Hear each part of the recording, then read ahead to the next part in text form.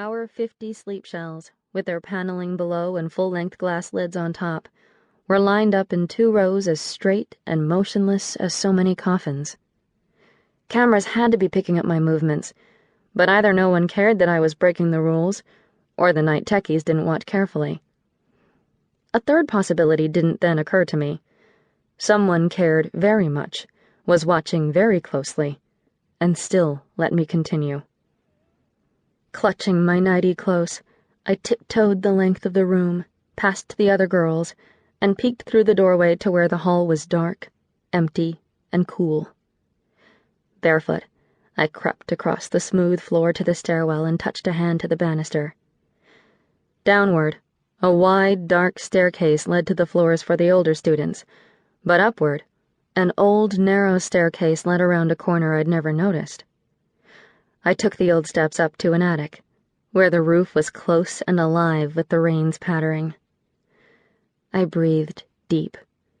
The aged, still air was faintly sweet, as if the missionaries who had raised the roof long before had also left behind a trace of incense in the wooden beams.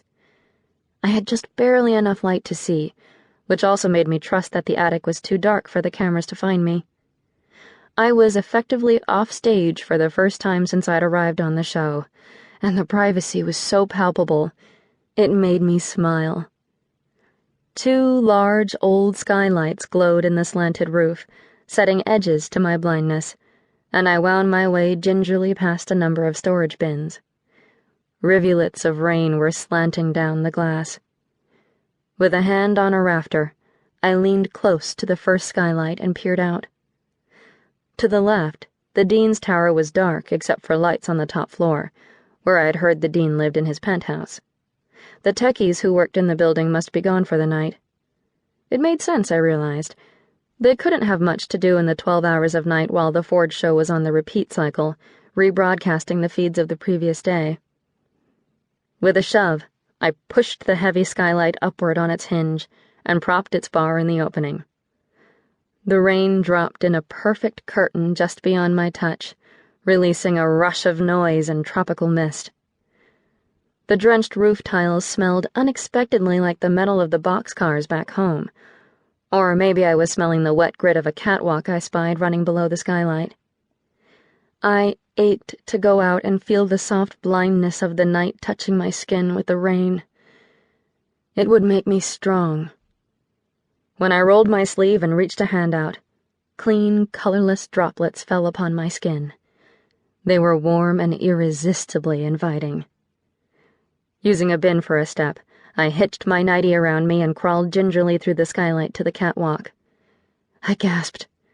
The rain drenched me instantly, and I hunched against the downpour. It was so wonderful, so surprisingly not cold, that I had to laugh aloud. After 9 days of guarding myself, trying fruitlessly to please the teachers and cameras, I was free.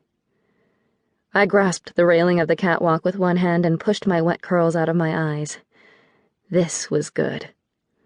Light from the dean's tower cast outlines on the sloped roof of the film building next door, and beyond that, I could see the sharp roof of the clock tower. A row of lamps illuminated the edge of the campus and separated us from the darkness of the plains beyond. Except for the faintest flickers, the lights of Forgetown were lost in the rain to the east, and my home, to the southwest, was impossibly distant.